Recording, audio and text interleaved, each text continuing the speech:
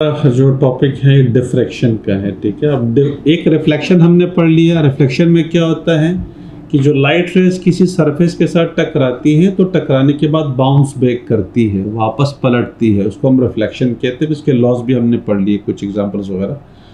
अच्छा, रिफ्रैक्शन में ये होता है कि बाउंस बैक तो नहीं करती, लेकिन जब वो किसी सरफेस के साथ टकराती है तो टकराने के बाद उस दूसरे मीडियम में जब जाती है तो वो अपनी डायरेक्शन को चेंज कर देती है, या तो नॉर्मल की तरफ झुक जाती है या नॉर्मल से परे हट जाती है। डिपेंड्स अपॉन कि वो रियर मीडियम से डेंस मीडियम में दाखिल हो गई है या डेंस मीडियम से लाइट या रियर मीडियम में दाखिल हो गई है। So that depends upon that fact, ठीक है। तो ये हमने रिफ्रैक्शन के बारे में पढ़ा। अब डिफ्रैक्शन में ये चेंज चीज़ है, इसमें थोड़ा सा डिफरेंट होता है। वो ये होता है कि जब कोई लाइट रे किसी होल में से गुजरती है, किसी रुकावट में से गुजरती है, तो वो उस रुकावट के साथ झुक जाती है, उस रुकावट के साथ कर्व कर लेती है, उस रुकावट के साथ चिमट जाती है। एक एग्जांपल जो बुक के अंदर एक एग्जांपल दे, इसके अलावा मैं आपको कुछ और डायग्राम भी दिखा दूंगा, लेकिन थोड़ा सा बुक वाले को आप पहले देख लीजिएगा। आप देखो, ये पानी है, आपको ये नज़र आ रहा है कि ये स्ट्रेट वेव्स है। ये आपको जो वेव्स नज़र आ रही है, ये आपको देखिए ना, ठीक है। ये देखिए ना, ये एक स्ट्रेट वेव्स है, लेकिन जब वो आके यहाँ पे इस रुकावट के साथ टकराती है तो वेव्स कुछ अंदर जाती हैं, और वो जो स्ट्रेट वेव्स थी वो जो वेव अंदर जाती है, तो देखिए ना कि वो रुकावट के साथ वापस कर्व कर लेती है। देखिए आपको, ये मैं आपको दिखा देता हूँ, थोड़ा सा पेन से अगर मैं डायग्राम बना दूँ आपको। देखिए वही वेव है। देखिए ये इधर आके यू कर, ये देखिए ना, इस तरह से आपके पास ये आ गई। इसको देखिए ज़रा, ये सर्कुलर वेव्स बन गई है, और वो उस जो रुकावट है ना उसकी तरफ जाके उसके साथ टच होगी। देखिए ये वाली देखो, ये देखिए ये नज़र आ रही है, ये वाली देखो ये नज़र आ रही है इस तरीके से, ठीक है। ये देखिए यू आ रही है इस तरह से, आपको नज़र आ रही है ये वाली ना, देखिए ये वाली इस तरीके से, ठीक है।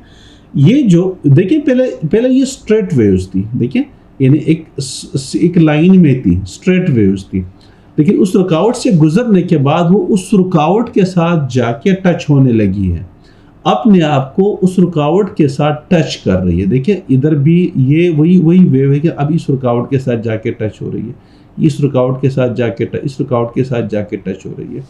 इस चीज़ को हम कहते हैं, क्या कहते हैं उसको हम कहते हैं सॉरी, इसका डिफ्रैक्शन कहते हैं, ठीक है। और मैं आपको इसके डेफिनेशन दिखा देता हूँ यहाँ पे, तो उसको समझ लीजिए। वो कह रहे हैं कि इन फिगर 3.10a ये वाला बता रहा है, 3.10a ये वाला, देखिए एग्जैक्टली यहाँ पर भी वही हुआ है, ठीक है। कि ये स्ट्रेट वेव्स हैं, आ रही है इस होल में से, जब वो पास हो जाती है तो देखिए आप एक सर्कुलर वेव्स बन चुकी है, देखिए आपको ये नज़र आ रहा है, ठीक है, इस तरह से।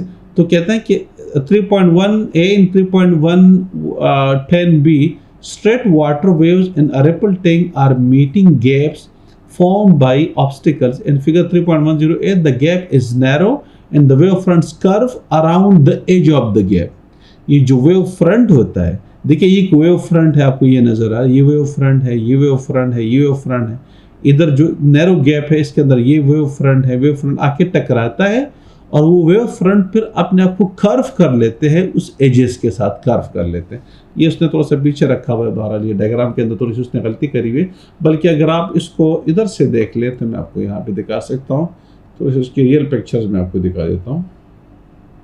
ये इसकी रियल पिक्चर आपको ये वाली नज़र आ रही है,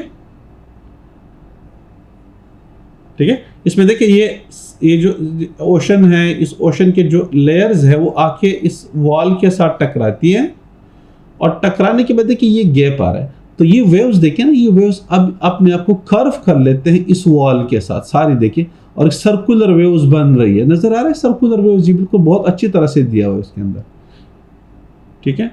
एक और मैं आपको दिखा सकता हूँ, एक सेकंड में थोड़ा सा, अगर ये वाला इधर देखें, ये वाला आपको नज़र आ रहा है, यहाँ पे एक रुकावट है, यहाँ पे रुकावट है, ये देखिए यहाँ पे एक रुकावट है, यहाँ पर एक रुकावट है।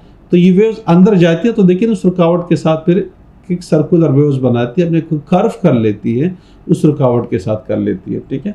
इस चीज़ को हम क्या कहते हैं, इसको हम कहते हैं डिफ्रैक्शन कहते हैं, ठीक है। ये डिफ्रैक्शन, ये भी डिफ्रैक्शन है, ये वाला भी डिफ्रैक्शन है, और ये चीज़ उसने यहाँ पे बुक के अंदर ये वाली चीज़ यहाँ पे शो की हुई है, ये वाली चीज़ यहाँ पे शो की हुई है, यहाँ नहीं, ठीक है। यहाँ पे एक नेचुरल कोई चीज़ ली, तस्वीर ली है उन्होंने, इसको हम कहते हैं डिफ्रैक्शन, इस प्रोसेस को हम कहते हैं। तो इस प्रोसेस, इस चीज़ को हम क्या कहते हैं, डिफ्रैक्शन कहते हैं। अच्छा, अब diffraction due to an edge और वाइड गैप, ये एक चीज़ है कि एक एज या वाइड गैप है।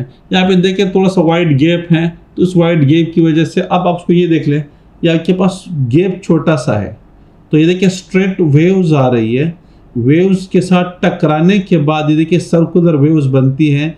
ये जो वेव्स है ये अपने आप को एज के साथ टच कर लेती है, एज के साथ जो है वो यानी वो अपने आप को कर्व बना लेती है और सर्कुलर वेव्स बननी शुरू हो जाती हैं, और ये फिर आके स्क्रीन के साथ टकराती है इस तरीके से। अच्छा, इसमें जहन में रख लीजिएगा कि यहाँ पे इसकी इंटेंसिटी बहुत ज़्यादा होगी। ये जो पॉइंट है यहाँ पे इंटेंसिटी ज़्यादा होती है, यहाँ पे इसकी इंटेंसिटी कम हो जाती है। जैसे जैसे मेन ये जो मेन होल है, ये जो स्लिट है, इस स्लिट के बिल्कुल सामने जब ये वेव टकराती है तो ज़्यादा ज़ोर से टकराती है, और देखें ना ये उसने ये बनाया हुआ उसके अंदर, और जब ये थोड़ा सा स्लिट से आगे पीछे हो जाते हैं तो फिर उसकी इंटेंसिटी कम हो जाती है। ये उसने रियल पिक्चर दिखाया हुआ, ये आप एक्सपेरिमेंट करेंगे, ये आपको दिखाएंगे भी।